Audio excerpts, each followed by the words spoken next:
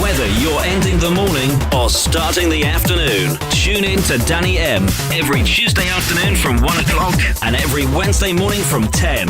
Expect the hottest topics, the UK chart update, news and gossip from the music industry, the Yesterday, Yesterplay feature, and all the biggest hits. All squeezed into 2 hours. Danny.M, only on Six Towns Radio. Right then, the National Theatre's award-winning comedy, directed by Nicholas Hytner, One Man, Two Guvnors, is coming to the Regent Theatre from Monday the 25th to Saturday the 30th of August as part of a 37-city tour of the UK and Ireland. I've got a very special guest on the show today to tell you a bit more about the production, and if you're an Eastenders fan, you're in for a treat because Emma Barton, who plays Dolly in the production, is chatting to us right now. Hello, Emma. Hello, how are you? I'm very well, thank you. Right then, let's get straight started. You're well known to TV viewers for your role as Billy's wife, Honey, in EastEnders. And you played that role for 3 years, didn't you? I did, yeah. This was always going to be unavoidable because I've had messages from loads of EastEnders fans who wanted to know a bit more about your time there. So I've selected a couple of quick ones, if you don't mind. Okay, of course. A lot of them wanted to know what it was like being a part of EastEnders. Oh, it's crazy, especially when, you know, I was such an avid fan. I watched it, you know, when it first started back in 1985. I think I was about 8. And, yeah, and I collected, this is really spooky, I collected a photo album with my next door neighbour at the time, and all about Sharon and Ian and Whitsey and Lofty and Michelle, and yeah, we just all the snippets about EastEnders, and I've still got it in my house, in my mum and dad's house somewhere. Which and then to be a part of it, it's amazing, really. And I just had to keep telling myself on the first day of filming not to call any of the actors by their character names, you know. But you know, it's just really weird. It's just and it's weird then coming out of it and then watching it. You know, when I was part of it, I watched it as in work mode, and then when I left, it was lovely because I felt as if I was watching it again as a fan, you know, and you know, enjoyed it probably more watching it because no one really likes to watch themselves or listen to themselves. I'm sure you do. I do listen back to some of my shows sometimes just to make sure I'm doing my job properly. Yeah, you have to, don't you? And I'm sure you did that at times as well, didn't you? Yeah. Absolutely, you've got to, because it's the way you sort of change things and monitoring things. But it's not as fun as just you're watching everybody else. I suppose that's one of the disadvantages of working on stage as well, isn't it? Because you can't sort of watch back, can you? Or is there a way of doing it? No, but that's what makes it so brilliant, and that's why it's so different to television. It's so rewarding, that instant reward, and you know, anything could happen. Especially with something like this play, the audience is such an important part of the show. They're our final member of the cast, really. So that's what gives you that sort of instant, that, you know, buzz, because it's all live, you know, it's nothing quite like it. I can only imagine. The other one I selected was something that I'm curious about too. In the storyline, Honey gave birth to baby Janet, who of course had Down syndrome. Yeah. It was a big story for the show, and it basically sent Honey and Billy on a roller coaster, didn't it, and really sort of tested their relationship. Can I just say that you were fantastic during that plot, by the way? Thank you. That's very kind. I don't watch it a lot these days, but that was one of the last times I did watch it. And really? Honey was supposed to be one of these kind of dippy characters, but you portrayed it with kind of a real depth and showed her serious side a bit more. But back to the question, what was it like to play in such a serious sort of real-life situation? It's so close to a lot of people's hearts, isn't it? Yeah, absolutely. I think you have to really do your homework. You can't just go and wing it or phone it in at all. EastEnders were brilliant in the respect that they did a lot of their homework. They worked a lot with the Down Syndrome Association. We met families, and we based a part of Billy and Honey's story on a couple, real life couple that spoke to us for a good, half a day about what happened when they had a Down syndrome baby. And the stories that came out of it were just, it was unbelievably sad and shocking, and then wonderful how things changed and their lives changed. So yeah, we did our homework, and and now I'm really proud because I am a patron of the Down Syndrome Association. So I work really work closely with the team there, and it's great. And I think they did really, the response we got, the letters we got from families and even young children, which I thought was great, school children, and say, oh, I understand. Oh, there's a neighbour that has Down syndrome, or or a friend, or my friend has Down syndrome, and it sort of highlights a lot, and it addresses, which is great about soaps, with a lot of things, a lot of issues. It does bring things to the forefront. Brilliant. And you learn from it, yeah. You did play that part fantastically, so thank you. Oh, thank you. So in the show, you left Billy in Wolford this year, didn't you? You kind of did it for 3 years, then went and came back, didn't you? Yeah, it was very, very exciting. So I did it for 3 years, left for 6, and then I had the real wonderful call from Dominic, who's our executive producer, to say, would I like to come back for a little storyline? And of course I was so over the moon about that, because it's just, it's just the best job ever, and it's lovely. I could go away and do some work, and then pop back after 6 years, and it felt like I'd only be away for 6 months. So like wearing old socks. I'm not going to lie though, I was extremely worried that I wasn't going to remember how Honey spoke or her mannerisms, but it was like putting an old pair of slippers back on. It was fabulous, and so I've gone back, and so I've taken my little William to Canada to do a modelling contract, and so yes, we've left Janet with Billy. Brilliant. So I hope he's coping without me at the moment. I'm sure he's doing fine. As I've said, I've not watched it for a while, literally since that Down syndrome storyline, which was really well done. Do you think we'll see Honey return one day?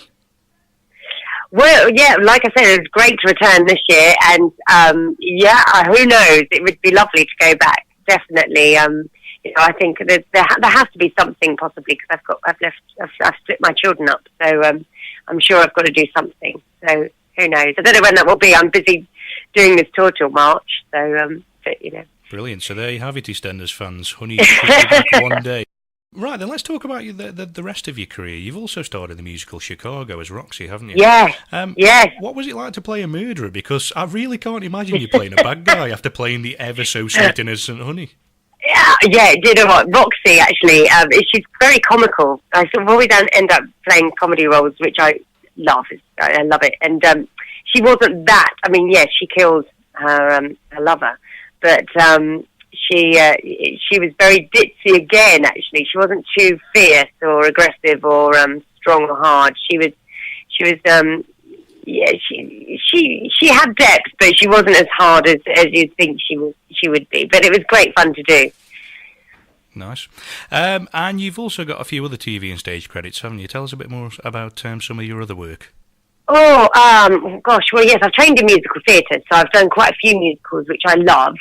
And I've been lucky to work at the RSC and with an adaptation of The Secret Garden. And then, luckily, I had a really exciting job back in early noughties with Frank Langella, who is a fabulous actor who did Frost Nixon, the film, as I'm doing listeners will know. And Joan Collins, obviously everyone knows Joan, and that was really, really fun to do a play with her at the Old Vic in London. And is she really a big a diva as everyone makes out, Joan? No, she's just, what I love about her, she's old school, and I think it's really lovely how, I've learnt from some wonderful performers and actors, and I think it's about discipline. It's not about fame for 5 minutes. It's about working hard, and she's worked with some amazing people, Betty Davis, Dean Martin and Frank Sinatra, and, greats, and they all worked very hard, and Joan works very hard, and she knows how to, to carry herself. She's a wonderful lady. She looks fantastic. And it's not about, famous for 5 minutes. And, so I learned a lot and some great stories. So that was good. Yeah. She is a great lady. She is, and her figure is amazing. And she looks, and makeup's brilliant. I used to sort of always make sure I walked, because a dressing room door is always open, which is lovely. You think, this diva in her. No one would be allowed in, but the door was always open, and I always would just happen to walk past because I just wanted to watch her apply her makeup. It's like a little girl watching their mother, constantly, obsessed by watching other people put makeup on. Yeah, she's brilliant, lovely lady. Oh, that's really. I've been a very, very lucky girl myself. Just working with some brilliant people and brilliant productions. Even Greece. I came to Stoke doing Love Shack back in 2005. I don't know if you remember that production, but that was fun. So you'll have tried the Staffordshire oatcake before then? Pardon? Have you tried the Staffordshire oatcake before? No. Do you not know what an oatcake is? Yes. You do? I think so.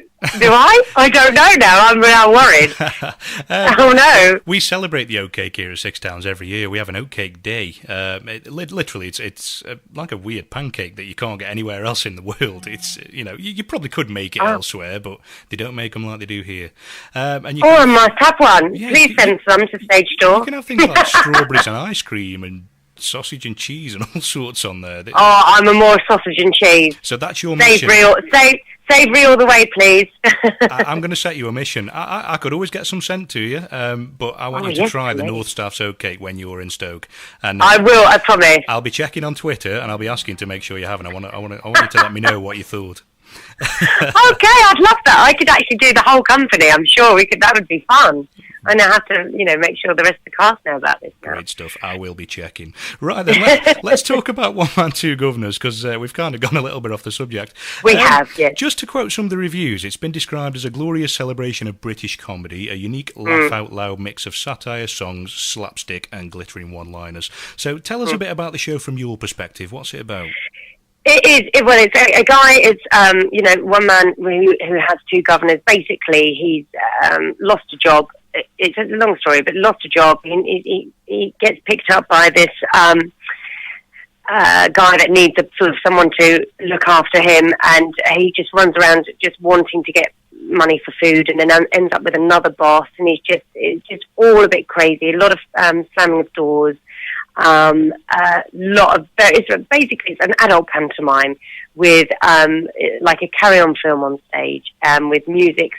We've got a great in-house band called The Craze that do a skiffle section at the beginning, and then move into sort of 60s Beatles type style in the second act, and it's just fun all the way. You should bring tissues because you're going to laugh, you'll be exhausted, so make sure you have a little nap before you come to the show. I'll such fun. Definitely be there. I'll definitely be there. Don't worry. Yeah. I've got to see you in action now. I've interviewed you.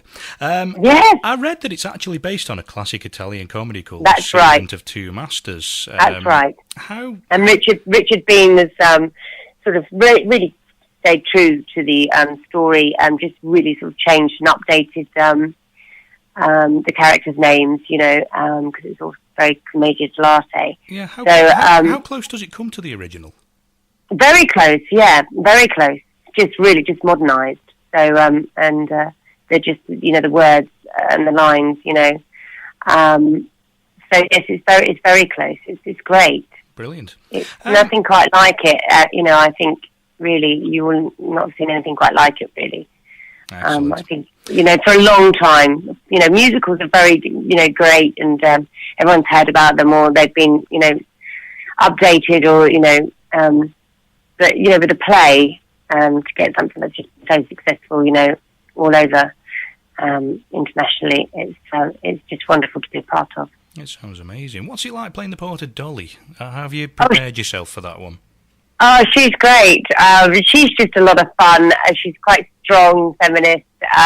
She's I think there's some sort of hidden backstory why she's come to Brighton, because she's a Yorkshire lass, and how she sort of ended up being this bookkeeper, butler, jack of all trades sort of thing in this house, working for Charlie Clench. I don't know, but it's lovely to have a bit of love interest in any sort of play, and she plays the love interest of definitely. Frances is the main character, but she's brilliant. She's got some great lines, and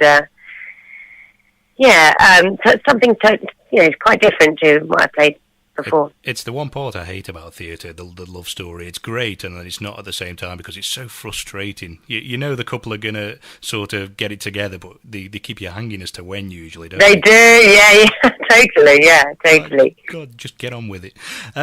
You're starring alongside two of your former EastEnders compadres, aren't you?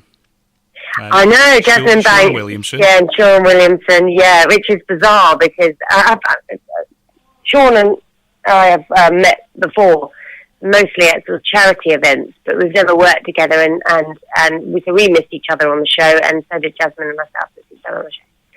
Oh, right. Yeah, bizarre, really. So we call it one man, three EastEnders, two Guvnors. What are they like off stage? Oh, they're horrible. Really horrible people. They're lovely. Really nice. Really lovely. You know, we're all there to do the same thing, you know, entertain everyone. And, you know, at the end of the day, we get paid to dress up. I mean, you can't, and be silly. You can have I could think of worse jobs to be doing. I ask this to everybody I interview with regard to TV and theatre. What's it like backstage? What are the rest of the cast like to work with? Like I said, yeah, brilliant. Really, we've got a really nice, tight company. The crew are lovely, and it's lovely to meet, you know, the residents' crew from every venue, and they seem to really enjoy our show, and they get really excited to be a part of it. And yeah, it's just fun, and we you know, when we're on tour, we like to try and visit places and go and do things together, and we're not sick of each other yet. We've got another 8 months to go, but no, it's good to. So we're like a little touring family, really. 8 months, not long then. Not long, no. Not long at all. Okay then, guys. Well, if you like what you've heard today, you can see Emma in action as Dolly at the Regent Theatre from Monday the 25th of August. Tickets for One Man, Two Guvnors can be purchased at the box office by calling 08448 717 649 or by visiting the Regent Theatre website. Emma, thank you so much for coming on the show today. I really enjoyed it. Thank you so much. It's lovely to see you all again. I'm sure the listeners are. And I'm looking forward to my oatcakes. I was going to say that's the final thing I'm going to say today. I will be checking that you've tried a North Staff's oatcake. I'm going to speak to John at the Regent, who organised this interview. I'm going to make sure you've got a pack of oatcakes when you get there. Oh, brilliant! Thank you so much. I'll be tweeting you, checking that you've done it. Yeah, all right then. Oh gosh, I'm really caught now, aren't I? All right, thank you, Emma. You take care. Take care now. Bye bye. Whether you're ending the morning or starting the afternoon, tune in to Danny.M every Tuesday afternoon from 1 o'clock and every Wednesday morning from 10. Expect the hottest topics, the UK chart update, news and gossip from the music industry, the Yesterday, Yesterplay feature, and all the biggest hits. All squeezed into 2 hours. Danny.M, only on Six Towns Radio.